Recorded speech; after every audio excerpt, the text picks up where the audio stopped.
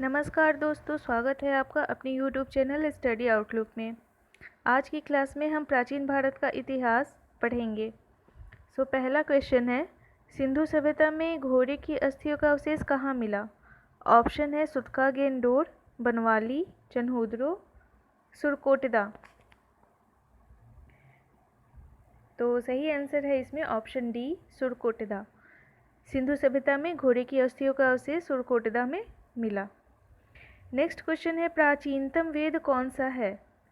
Option है यजुर्वेद, सामवेद, ऋग्वेद, अथर्ववेद। तो सही आंसर है आपका ऑप्शन सी, ऋग्वेद।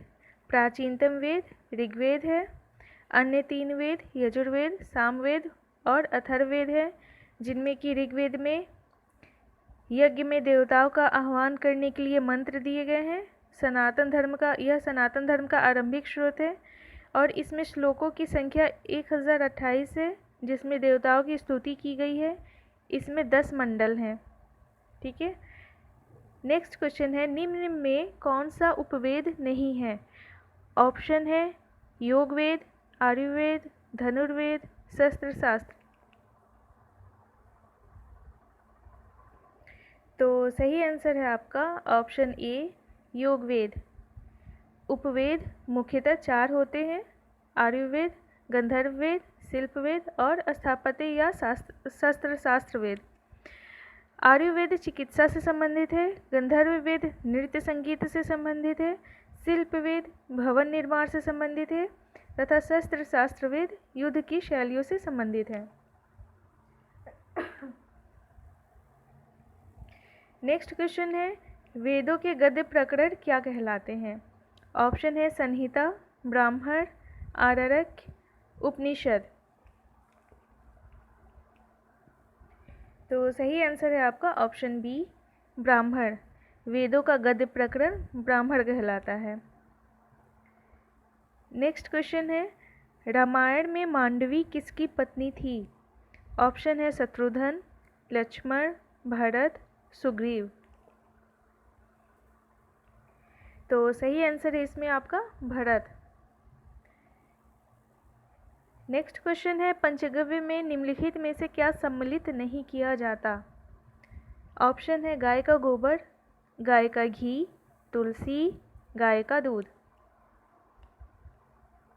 तो सही आंसर है आपका ऑप्शन सी, तुलसी। पंचगव्य में गाय का दूध, दही, मूत्र, गोबर, घी सभी सामूहिक रूप से शामिल रहते हैं। आयुर्वेद में इसे औषधि की मान्यता प्राप्त है, जबकि तुलसी पंचगव्य का हिस्सा नहीं है। नेक्स्ट क्वेश्चन है, शतपथ ब्राह्मण और तैत्तिरीय ब्राह्मण डैश के ब्राह्मण मूल पाठ हैं? ऑप्शन है Samaveda, Rigveda, Atharvaveda, Yajurveda.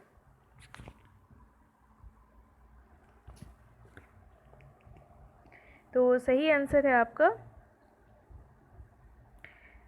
Option D, Yajurveda.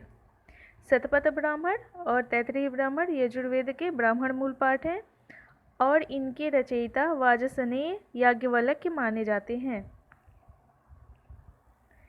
Next question है आपका, महाजनी प्रथा का सर्वप्रथम उल्लेख निम्न में से किस प्राचीन ग्रंथ में हुआ है?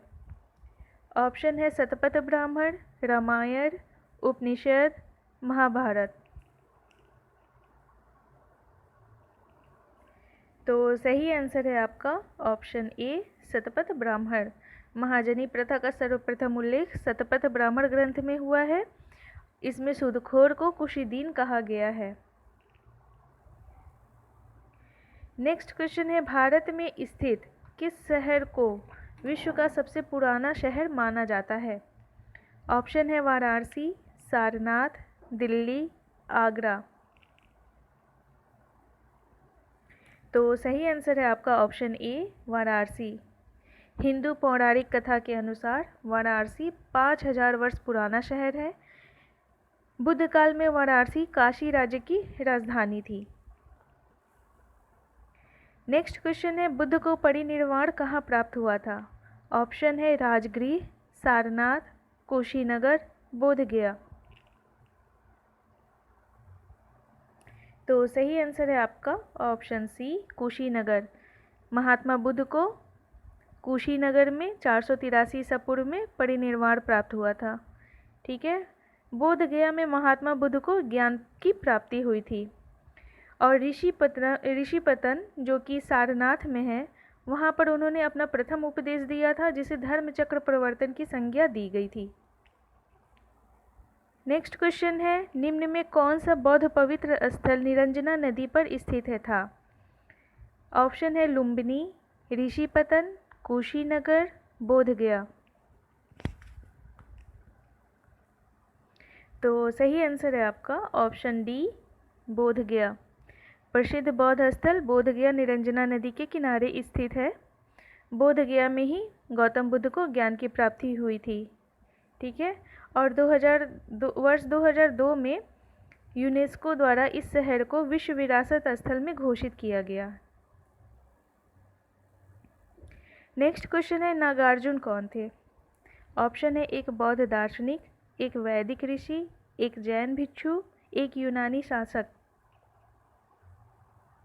तो सही आंसर है आपका ऑप्शन ए, एक बौद्ध दार्शनिक। नागार्जुन एक बौद्ध दार्शनिक थे और ये माध्यमिक दर्शन के लिए भी प्रसिद्ध हैं।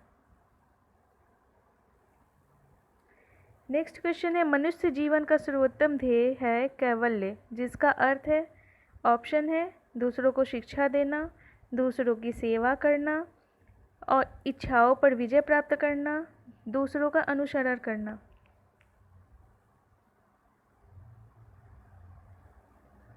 तो सही आंसर है आपका ऑप्शन सी, इच्छाओं पर विजय प्राप्त करना।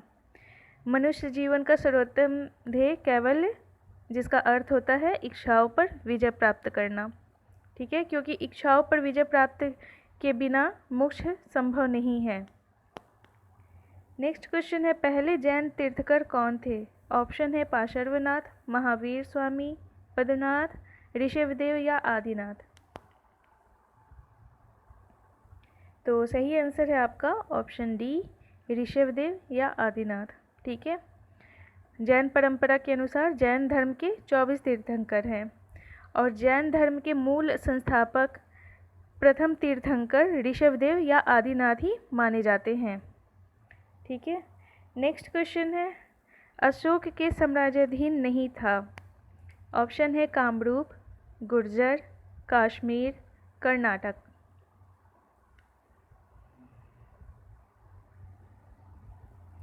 तो सही आंसर है आपका ऑप्शन ए, कामरूप। ठीक है, नेक्स्ट क्वेश्चन है आपका, अशोक के प्रधान शिलालेखों में सबसे बड़ा शिलालेख है? ऑप्शन है 12वां, 13वां, 14वां या फिर 10वां। तो सही आंसर है आपका ऑप्शन बी, 13वां। अशोक के प्रधान शिलालेखों में 13वां शिलालेख सबसे बड़ा है।